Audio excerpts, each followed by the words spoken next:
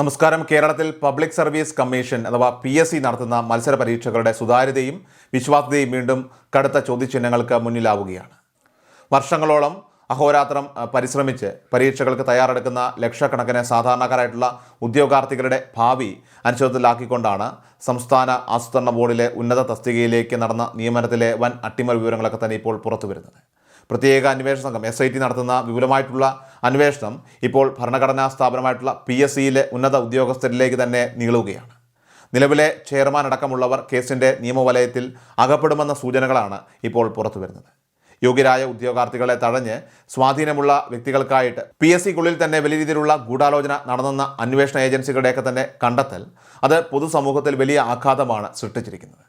സംസ്ഥാന ആസൂത്രണ ബോർഡിലെ ഇൻഡസ്ട്രീസ് ആൻഡ് ഇൻഫ്രാസ്ട്രക്ചർ വിഭാഗം ചീഫ് തസ്തികയിലേക്ക് നടന്ന നിയമനത്തിലാണ് കേട്ടുകേൾവിയില്ലാത്ത തരത്തിലുള്ള തിരിമറികളൊക്കെ തന്നെ നടന്നിട്ടുള്ളത്.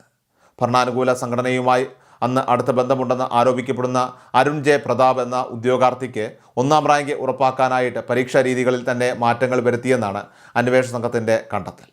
തുടക്കത്തിൽ തനിക്ക് യാതൊരുവിധ രാഷ്ട്രീയ അല്ലെങ്കിൽ ഭരണതല ബന്ധങ്ങളുമില്ലെന്ന് ഇയാൾ വിജിലൻസിന് മുന്നിൽ അവകാശപ്പെട്ടിരുന്നെങ്കിലും ലഭ്യമായ വിവരങ്ങളും സാഹചര്യ തെളിവുകളുമൊക്കെ തന്നെ ഇതിനെ തികച്ചും വിപരീതമായിട്ടുള്ള ചിത്രമാണ് നൽകുന്നത്. മുൻ സർക്കാരിൻ്റെയും PSCയിലെ ചില ഉന്നതരുടെയും ഒക്കെ തന്നെ അറിവോടെയും സഹായത്തോടെയുമാണ് ഇത്തരം അട്ടിമറികൾ അരങ്ങേറിയതെന്ന ആരോപണം ശക്തമായി കഴിഞ്ഞു. ഈ കേസിൻ്റെ ഗതി തന്നെ മാറ്റിമറിച്ചത് പരീക്ഷയുടെ ചോദ്യപേപ്പർ മൂല്യനിർണ്ണയത്തിൽ വരുത്തിയ അസാധാരണമായിട്ടുള്ള അട്ടിമറികളാണ്. പരീക്ഷയിലെ 9 മുതൽ 18 വരെയുള്ള 10 പ്രധാന ചോദ്യങ്ങൾ മൂല്യനിർണ്ണയത്തിൽ നിന്ന് പൂർണ്ണമായും ഒഴിവാക്കുകയായിരുന്നു. ഈ ചോദ്യങ്ങൾക്കായി മാറ്റിവെച്ചിരുന്നത് 58 മാർക്കോളം വരുന്ന വലിയൊരു വിഹിതമായിരുന്നുവെന്നതാണ് ശ്രദ്ധേയം. പരീക്ഷ എഴുതിയ ഉദ്യോഗാർത്ഥി എന്ന നിലയിൽ അരുൺ ജെ പ്രതാപ് ഈ 10 ചോദ്യങ്ങളിൽ ഭൂരിഭാഗത്തിനും വ്യക്തമായിട്ടുള്ള ഉത്തരങ്ങൾ എഴുതിയിരുന്നില്ല. മാത്രവുമല്ല, നൽകിയ ഉത്തരങ്ങളിൽ പലതും തെറ്റായിരുന്നുവെന്ന സംശയവും പരിശോധനയിൽ ഉയർന്നു വന്നു.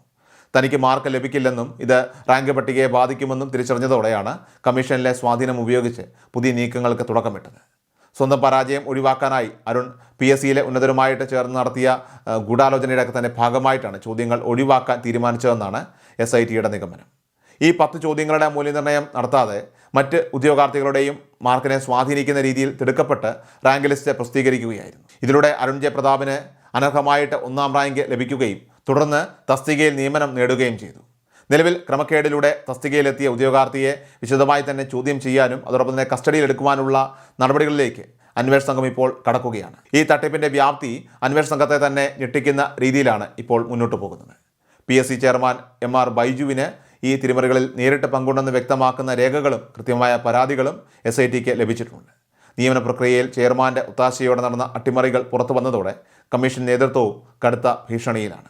സ്വാധീനമുള്ളവർക്ക് വേണ്ടി മാത്രം സ്ഥാപനത്തിൻ്റെ വിശ്വസ്തത പണയം വയ്ക്കുന്ന തരത്തിൽ ചെയർമാൻ ഉൾപ്പെടെയുള്ളവർ പ്രവർത്തിച്ചുവെന്ന കണ്ടെത്തൽ സ്ഥാനമാനങ്ങൾക്ക് ഭീഷണിയാകുമെന്ന കാര്യം ഉറപ്പാണ്. ഈ ക്രമക്കേടുകൾക്ക് വഴിയൊരുക്കിയ മുഴുവൻ ഉദ്യോഗസ്ഥർക്കും സമൻസ് അയച്ച് ചോദ്യം ചെയ്യാനാണ് തെളിവുകളുടെ അടിസ്ഥാനത്തിൽ പോലീസിൻ്റെ തീരുമാനം. അർഹതപ്പെട്ട തൊഴിലിനായിട്ട് ഉറക്കമൊഴിച്ച് പഠിച്ച് പരീക്ഷ എഴുതുന്ന ലക്ഷക്കണക്കിന് സാധാരണക്കാരായിട്ടുള്ള യുവാക്കളുടെ പ്രതീക്ഷകൾക്ക് മേലാണ് രാഷ്ട്രീയ സ്വാധീനവും പണവും ഉള്ളവർ കരിനിഴൽ വീഴ്ത്തുന്നത്.